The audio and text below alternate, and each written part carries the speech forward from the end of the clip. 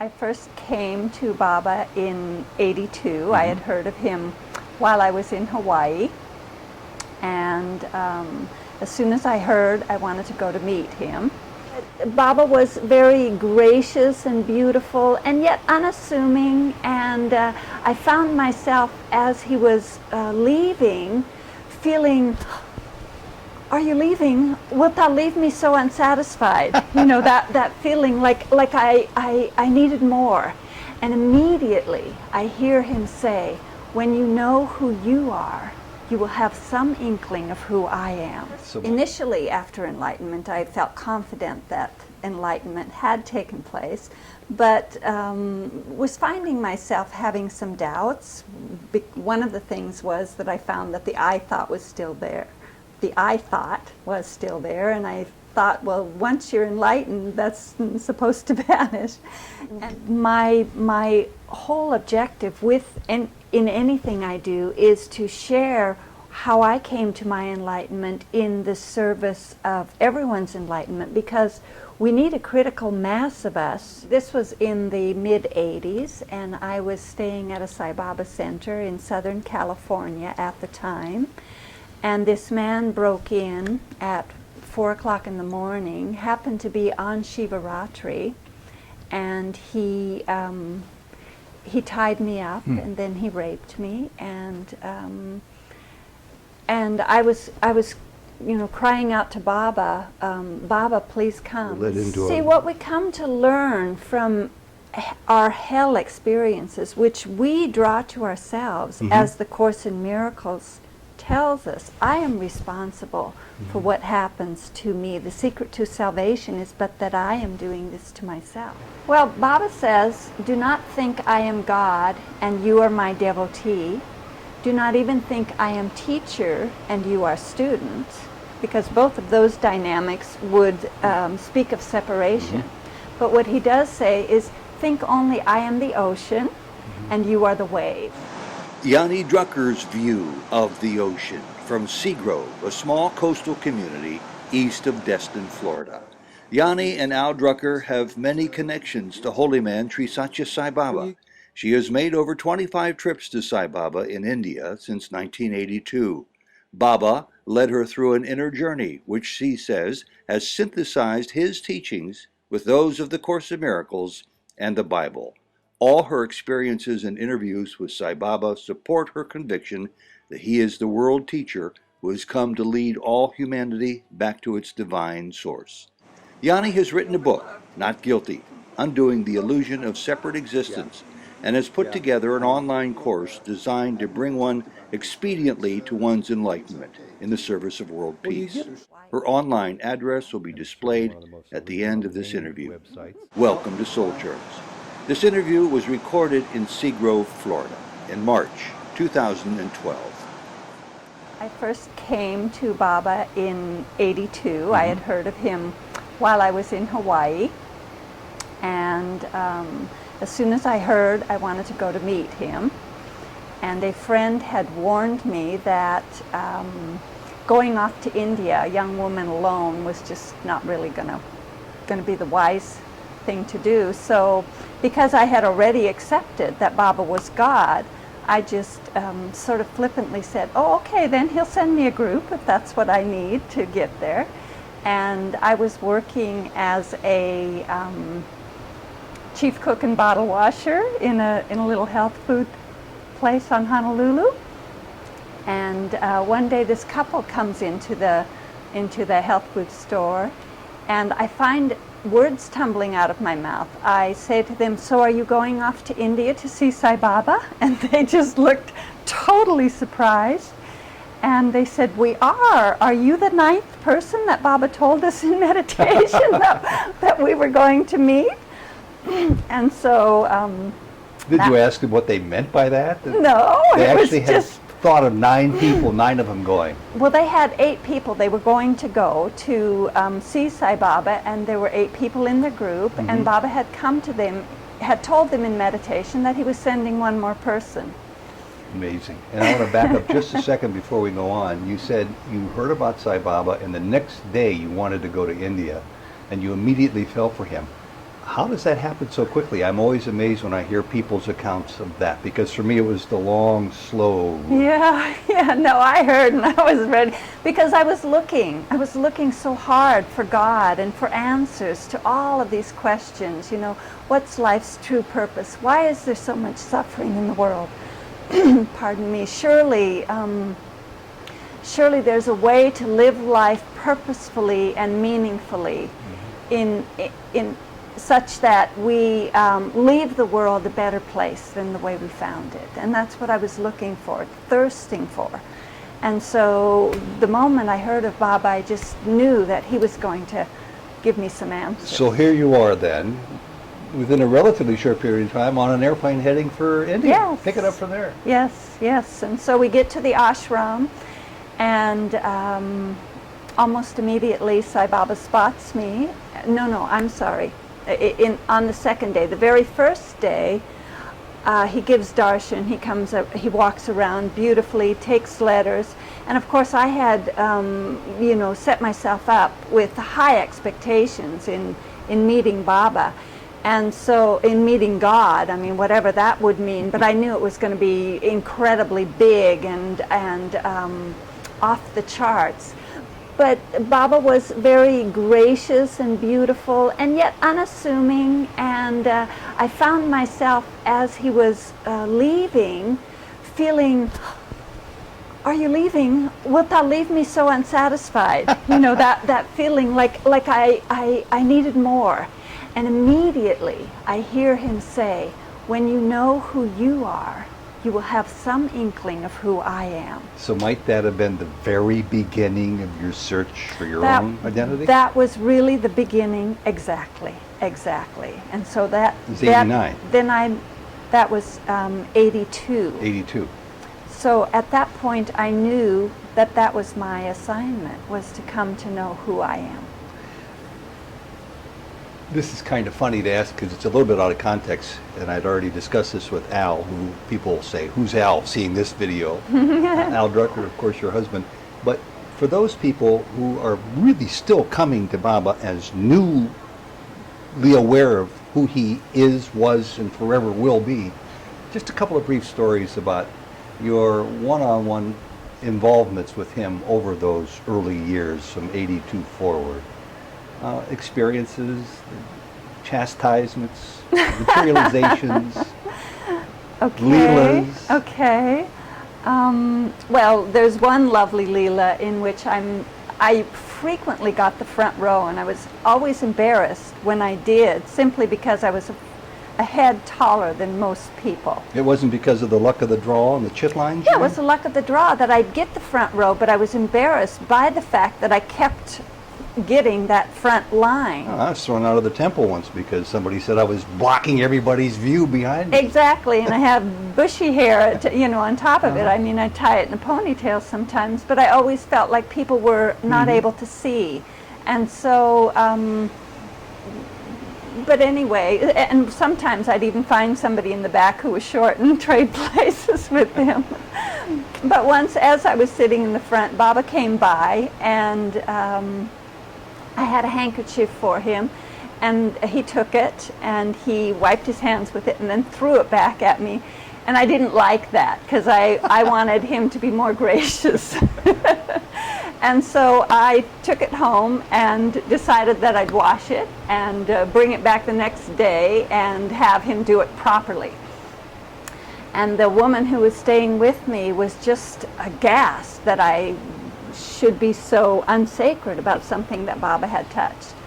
But sure enough, next day I get the front row again, and Baba looks at me mischievously, takes my handkerchief, very daintily wipes his hands, and then just ever so sweetly gives it back to me exactly the way I had asked him to.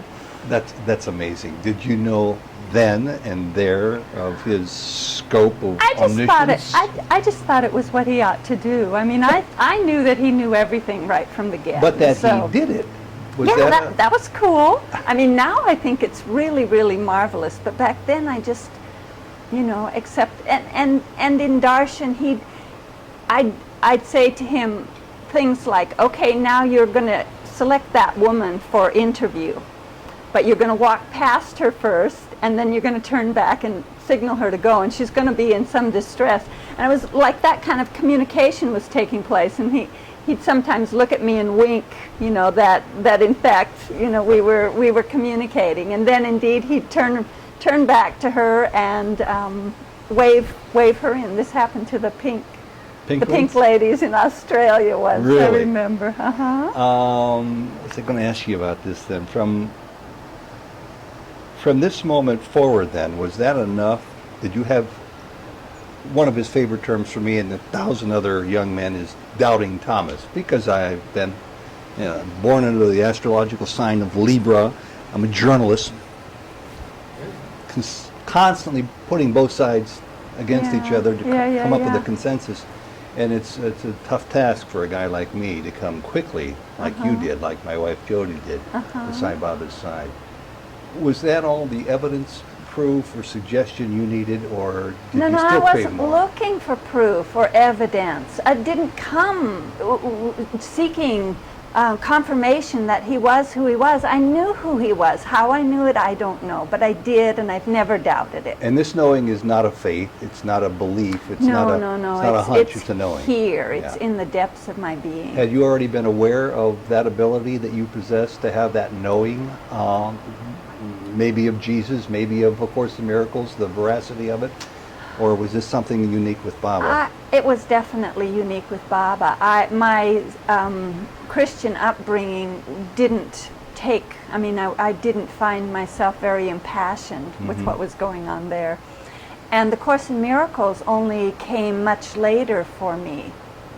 I came to Baba in the 80s and was introduced to the Course in the 90s. Okay. So, one question that I mentioned to both of you before starting this was that I used to ask people, who is Sai Baba in their estimation, and it almost feels like I should ask who was Sai Baba, but I'm going to stay with he is, present tense. Who is he? well, Baba says, do not think I am God and you are my devotee. Do not even think I am teacher and you are student, because both of those dynamics would speak of separation. But what he does say is, think only I am the ocean and you are the wave.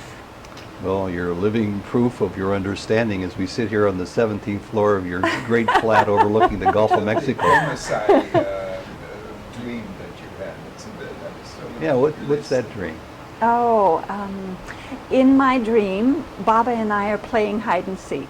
And he's very good at finding me. I mean, I think I've got the best spot, and he's just right on it, and he's finding me immediately, and he laughs.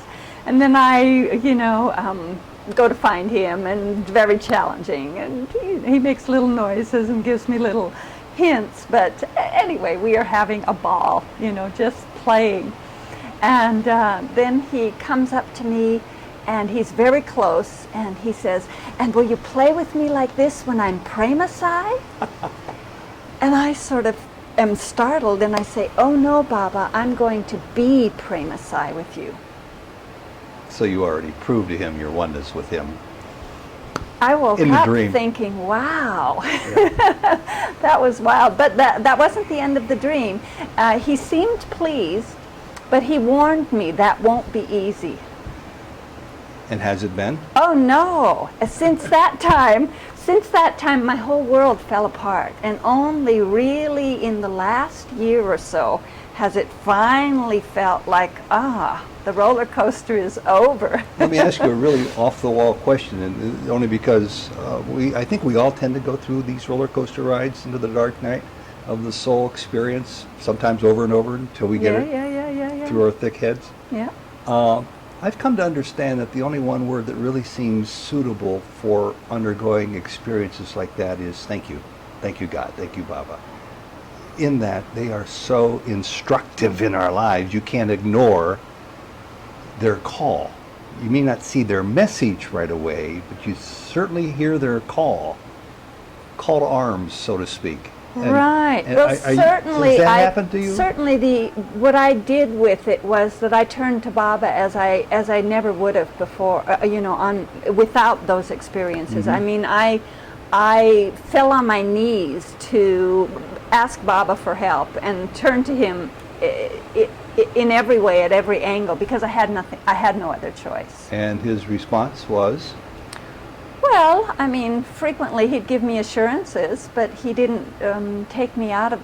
I mean, it seemed like I'd be crying out, you know, do we have to expand the envelope any further? And he'd go just a bit further. Did his assurances sort of mitigate the pain of going through those experiences?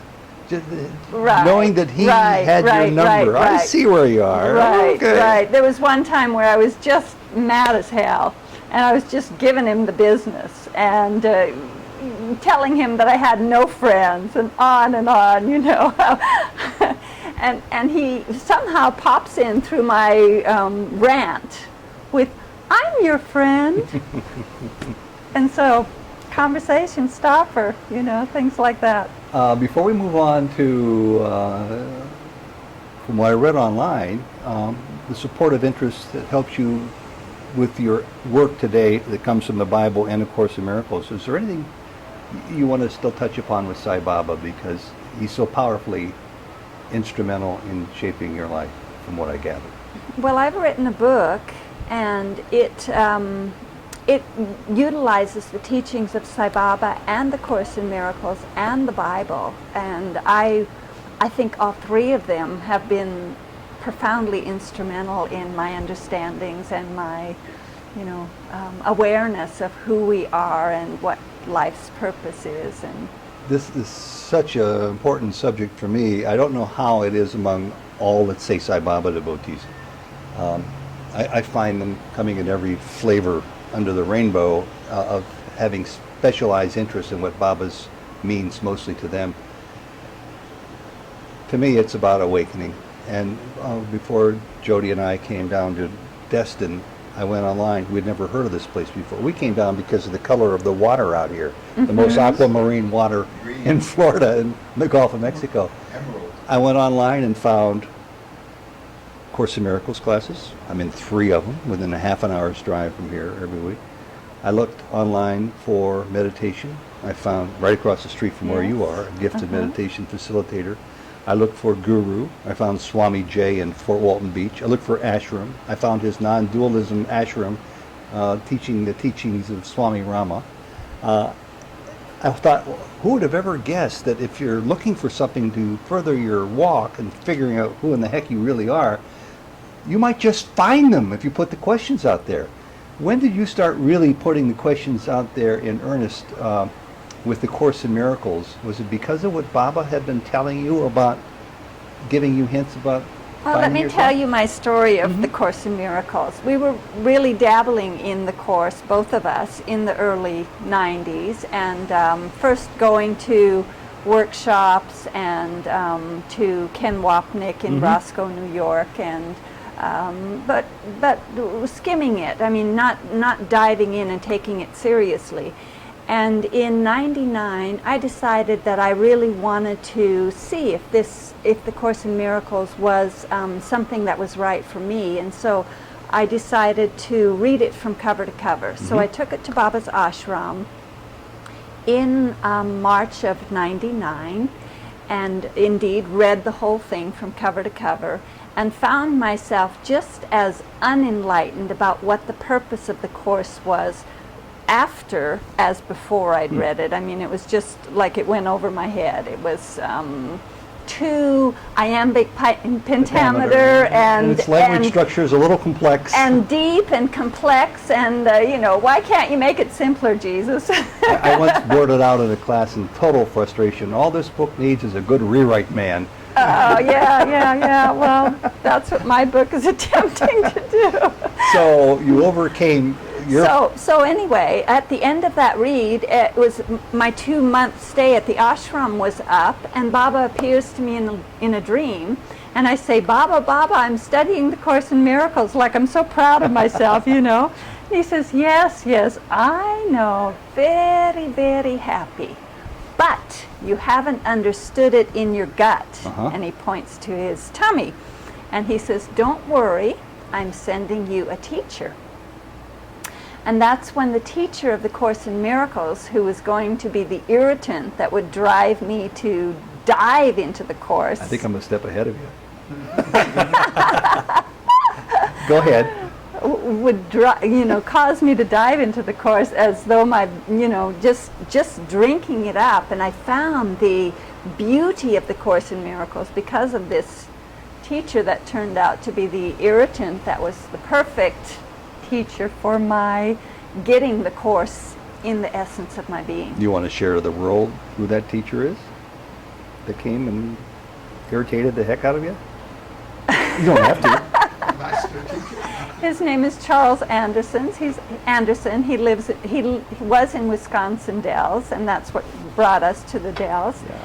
And he has subsequently left his body, so Quite controversial, quite powerful, Yep, quite yep. Transformative for a lot of people, obviously for you. Yeah, Quite yeah. scandalous in the minds of other people, subject of... Perhaps. I mean, I found myself not so much wanting to be in his presence. We spent the summer there, and then Al continued on at the academy where he was teaching.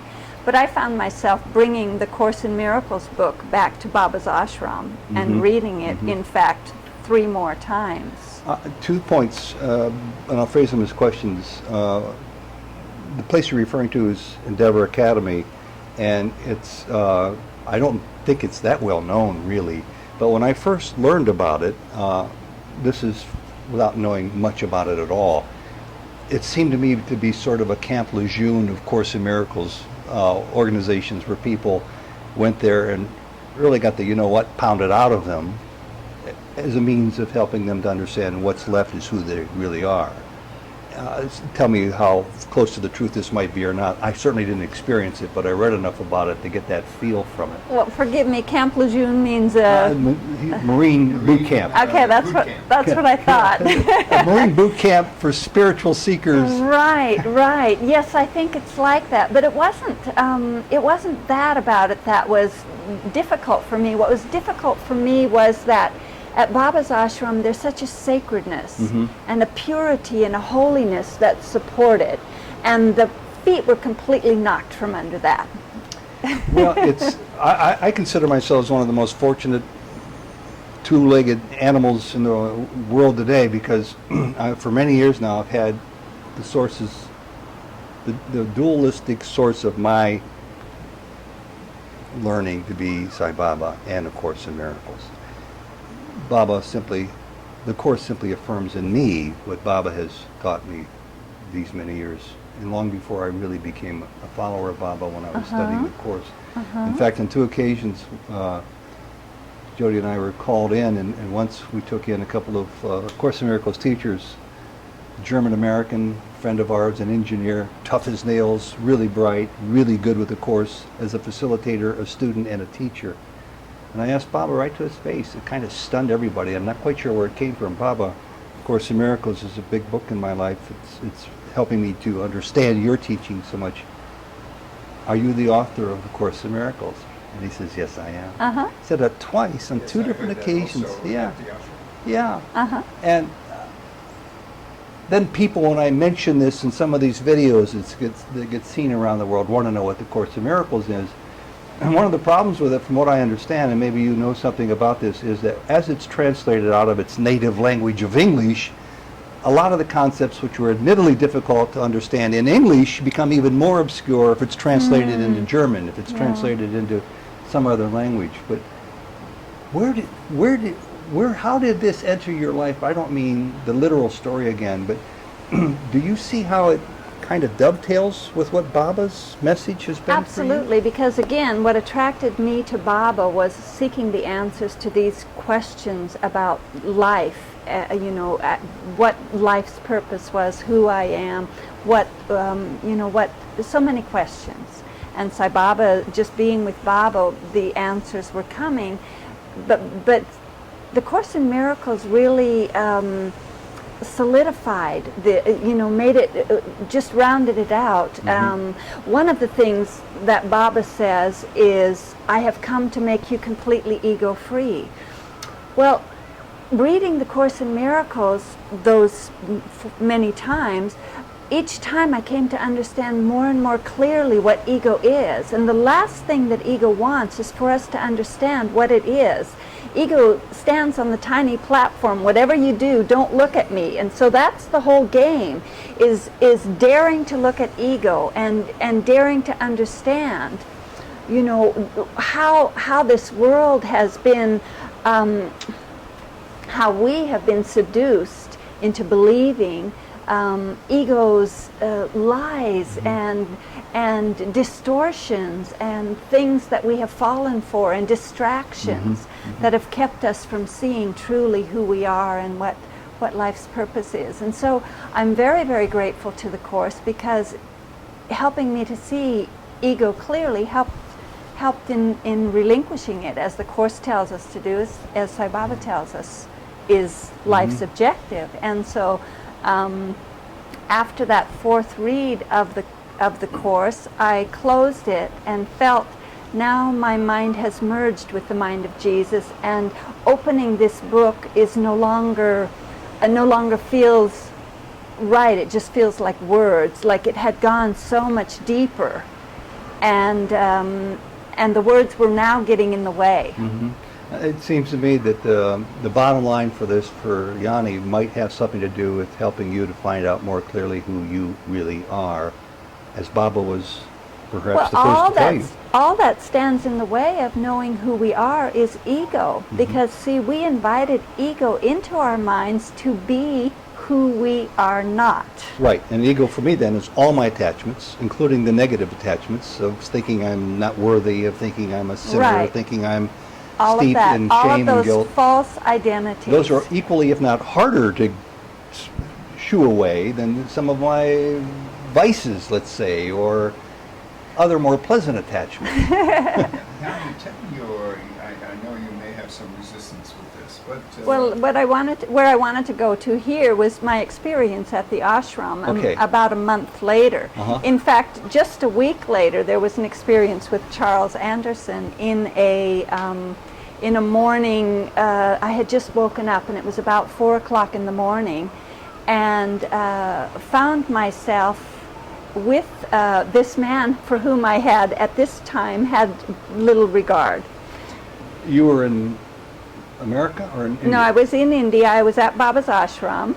I had So you were in the dream thinking he is with you? It wasn't it was a kind of a reverie. Okay.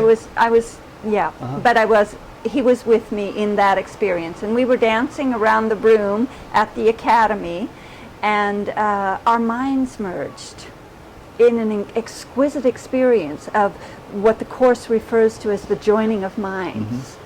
And I found in that a complete honoring of Al as my husband, and an incredible purity and an equality, no teacher-student dynamic. And in that moment there was, I found my body. You're being,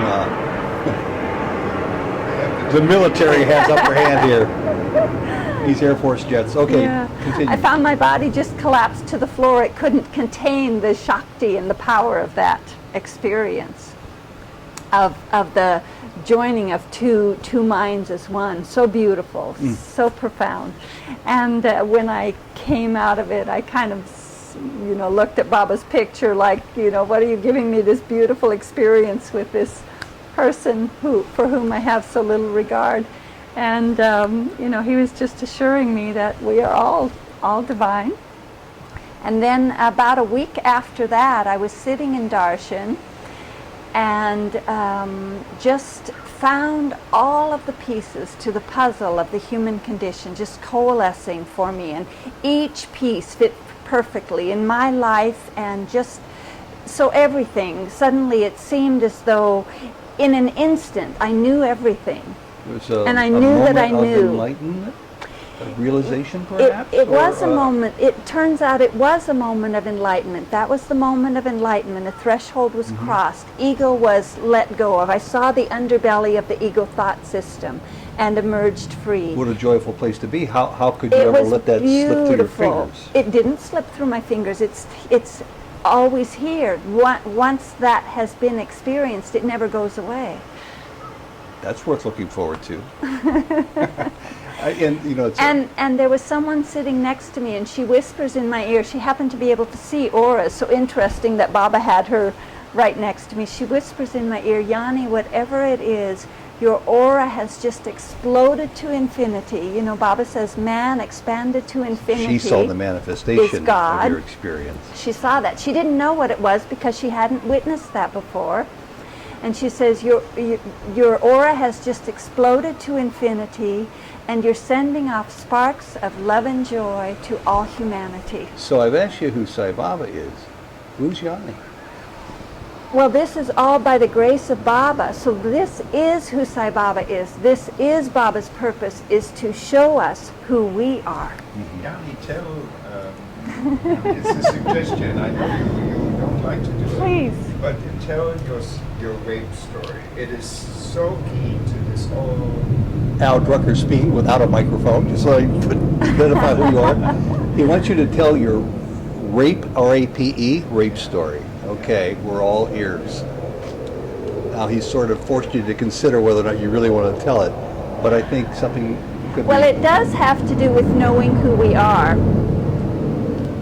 We've got another plane. Okay. I mean, I was, this was in the mid-'80s, and I was staying at a Sai Baba center in Southern California at the time, and this man broke in at 4 o'clock in the morning, happened to be on Shivaratri, and he tied me up, and then he raped me, and I was you know, crying out to Baba, Baba, please come, and it didn't seem that Baba came, although there was a calm and a strength in that moment, and I found myself, as the man was leaving, saying to him, God bless you, and he... Mentally or verbally? No, verbally, and he kind of angrily said, God hates me. He just hissed it very venomously and left. And then I woke up some other people who were at the Sai Baba Center, and they, you know, took me to the police station, and we pressed charges, and he did go to jail, and from his jail cell he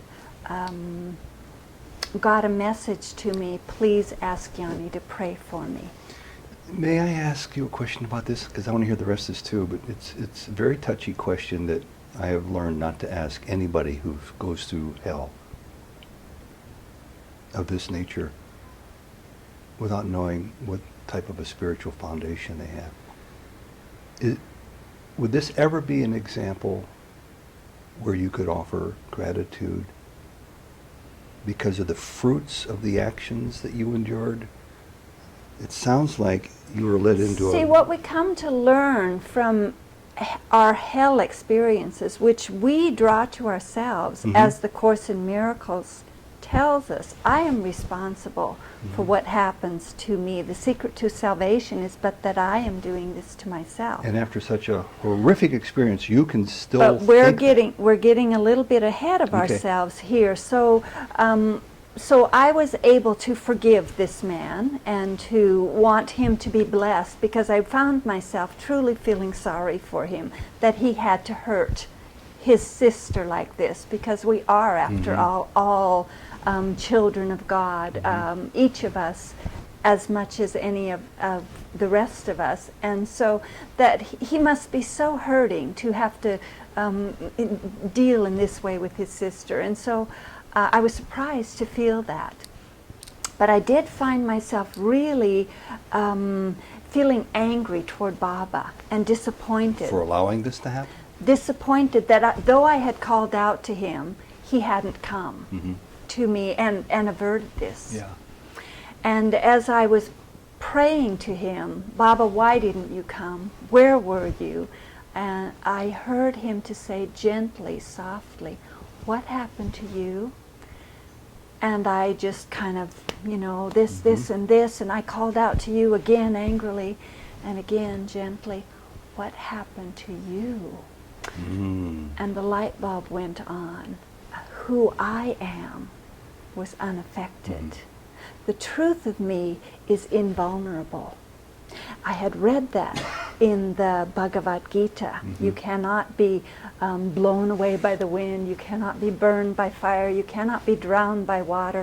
You are the immortal Atma. You know, you are untouchable. And suddenly I realized that that is the truth of who I am, and that experience was not valuable, but was value neutral. It did not hurt me. You see, Jesus refers. Why do you say it wasn't Jesus valuable? refers to the crucifixion as the last useless journey.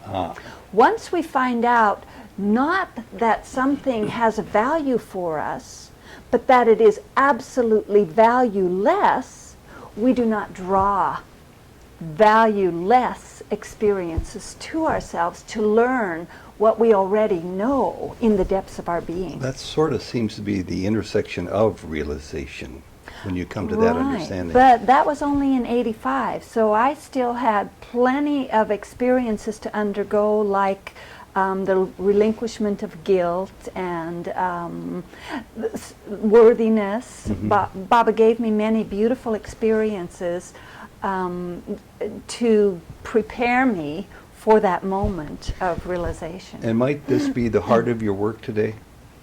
The work that you do with groups and with women? And My whole objective in anything I do is to share how I came to my enlightenment in the service of everyone's enlightenment, because we need a critical mass of us reaching our enlightenment in the service of ushering in the golden age for the planet.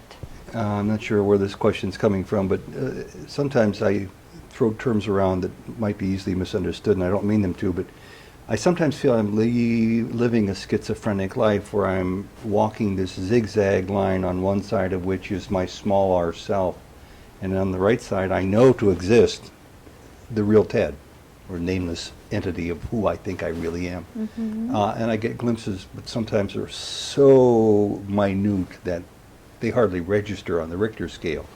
But there's this dance going back and forth before who I am, and where I feel the pain of whatever insults and assaults there are around this form.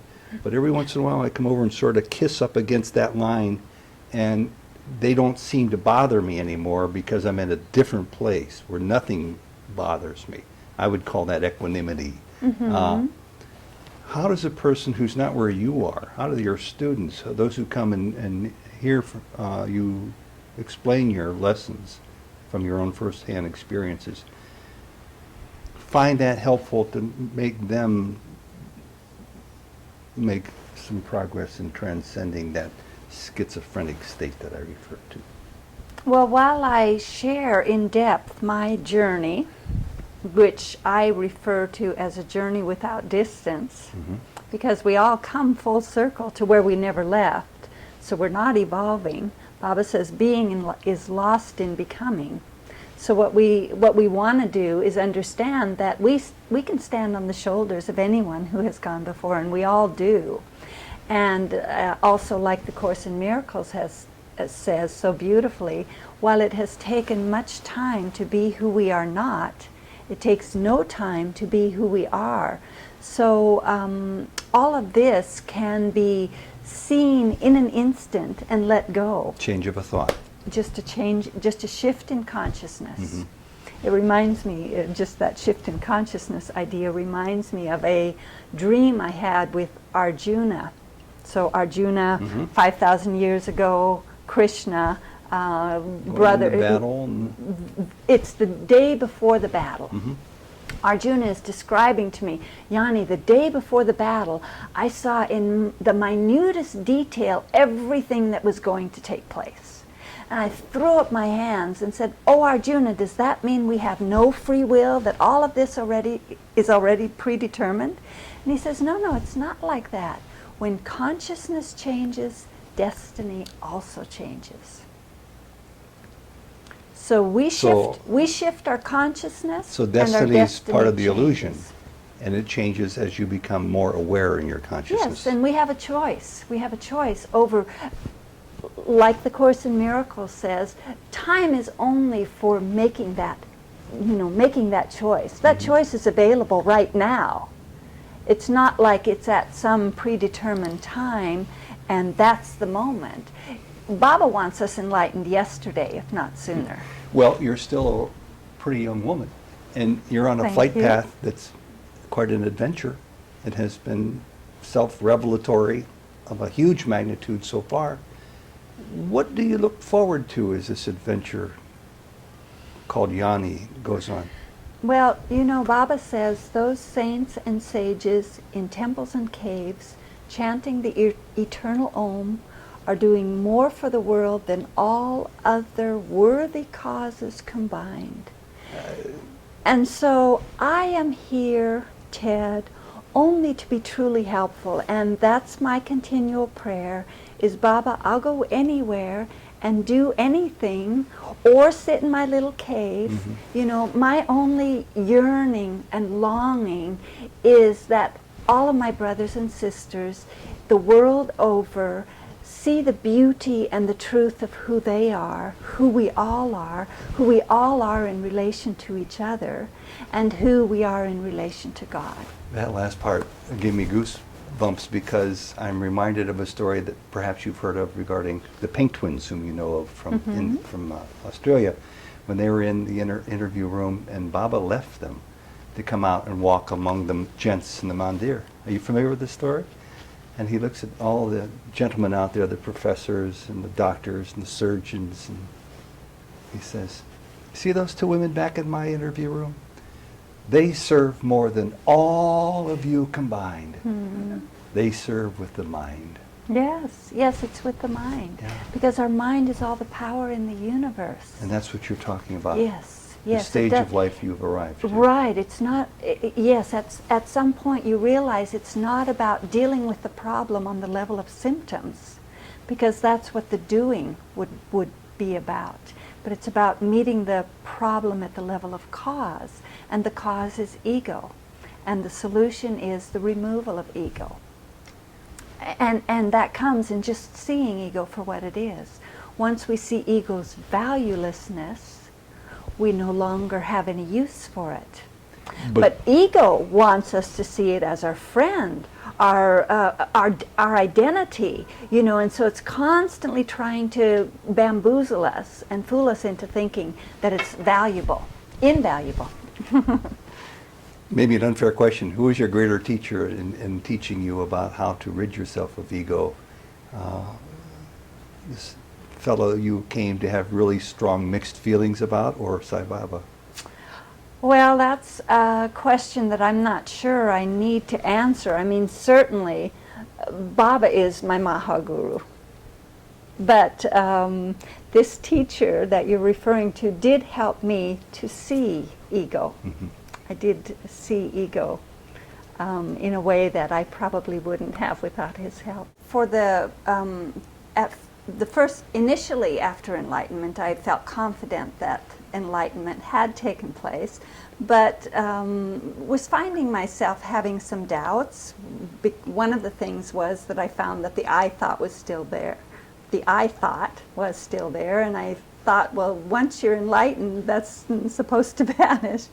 And then another thing was that I wasn't happy all the time. I mean, I was really having a rough go. In fact, it seemed like, just looking at it, like so many things were being thrown at me. It felt to me like ego was completely threatened by the fact that I knew what ego was, and it had to take me out. And so I was really finding it hard to survive in this world. And so I wasn't certain that it was in fact enlightenment. And about a year went by, and my mother was suffering from breast cancer, and I was spending some time with her and driving from Wisconsin to Washington State, and stopped to visit a friend, spiritual teacher / friend in Montana. And she knew I was coming, but the moment I met her at the door, she didn't even say hello. She immediately says to me, Yaani, you have to go to the Himalayas. And I said, "Hi, Deborah. Nice to see you too." She needed to get that message to you right away. Yes, it was just, and I said, "Let me go to the, use the washroom, wash my hands, and we'll talk about it, what's going on here." And she says, "Well, you need to go for two reasons. The first one is to anchor in your enlightenment." I hadn't told anybody I thought I was enlightened. She already except knew Al. somehow. Somehow she knew. And the second one is for marriage to Shiva. Okay, explain that briefly. So, well, I mean, as soon as I heard that part of it, I thought she was loopy. And I thought, she's doing her Deborah thing. And so I ignored it. And I was on my way back to Wisconsin. And Al was spending time at Endeavor Academy. And we were together for about a week. And we were both realizing that it wasn't working. And so finally Al made the, the obvious. And he said, "This isn't working, Yaani. Where do you think you could go?" How about as far away from here as I could humanly get? We still had a home in Crestone. Never heard this part. We still had a home in Crestone, Colorado, so I said I could go there and spend the summer there. It'll be quiet and lovely, and I can work on my book. And he says, no, not there, some other place. And it just popped into my mind, oh, I suppose I could go to the Himalayas. And he said, that's it. And he immediately goes online and gets the tickets for me and works out, I'm getting a red carpet ride to the Himalayas, but kicking and screaming the whole way because I really am not looking forward to. It's like, check it off. I did that on my first trip to India. I trekked through the Himalayas, had a wonderful time, but backpack on, dirty. And this is going back on your own by yourself, right? Right, and so I'm going to be all by myself, and it just, something about it wasn't exciting for me. But so looking at Deborah's clues, I thought that I needed to go for Shiva energy. And so the first place I went to was Ganga Tree, where the Ganges River starts. As its source? At its source. So I spent a couple of weeks there, had some beautiful experiences, and then felt that that was complete, and then went to Kedarnath. And on my way to Kedarnath, somebody told me about this place that was just 5 kilometers from where I was going that I must see, where Shiva and Parvati had gotten married. So you were guided to that spot, weren't you? So I was still having my doubts and saying, Baba, are you really with me as I'm doing this 5 kilometer trek? If you're with me, please serve me lunch. Not just give me a little sign, but serve me lunch. Right. And so I get to this little hamlet. I mean, there's nobody around. There's no tourists. And I, find out that there's this little pandal. There's just this little square.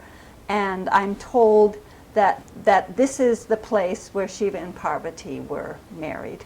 I'm thinking, okay, great. Oh, but there's also this temple and a fire pit that you can walk around, that people walk around 7 times when they come here to get married. So I thought, okay, marriage to Shiva. All right, I'll do this, being clueless. So I asked the pujari to please light the fire. And he says, Madam, that'll be 35 rupees. I said, no problem. And so he starts the fire, and then he says, Madam, where's husband?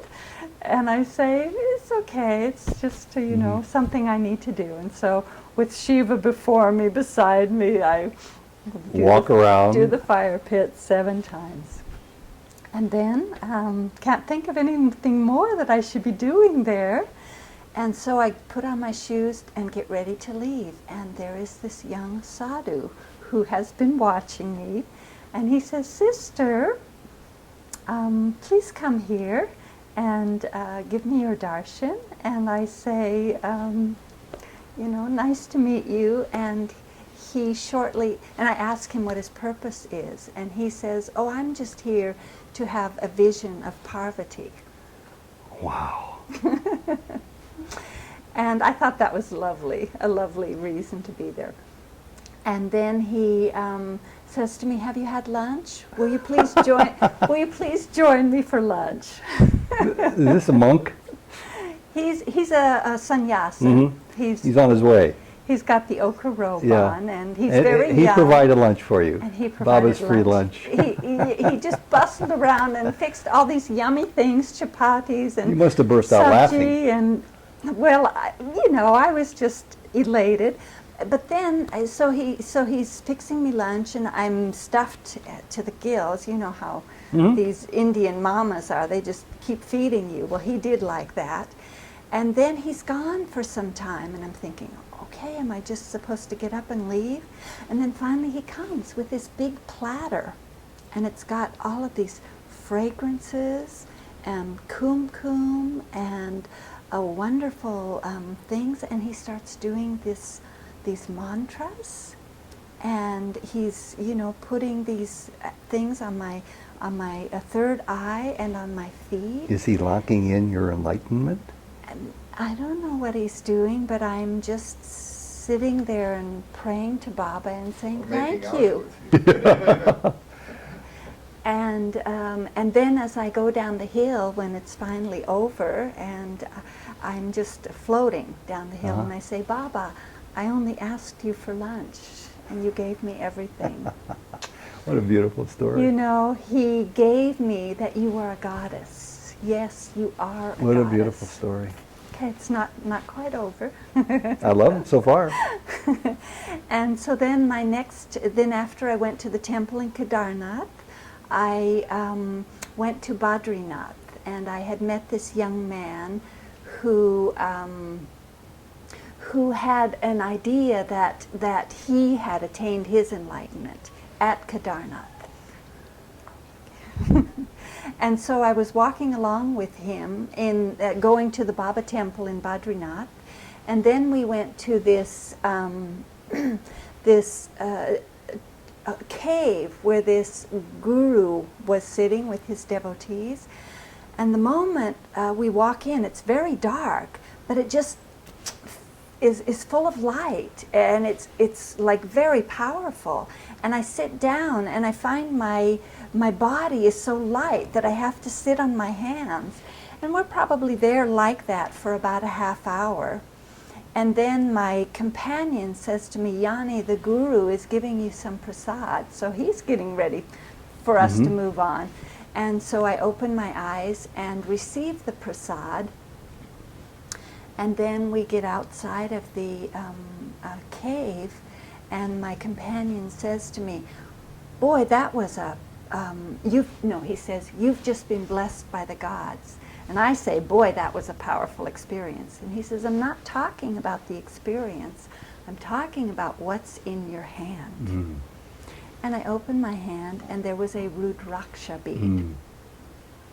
And he says, "Yaani, when I was in Kedarnath, I had prayed to the gods to confirm my enlightenment by giving me a Rudraksha bead. So your enlightenment has been confirmed. Mission accomplished. Now you need to go to your guru and place your head at his feet for the blessing that has been given."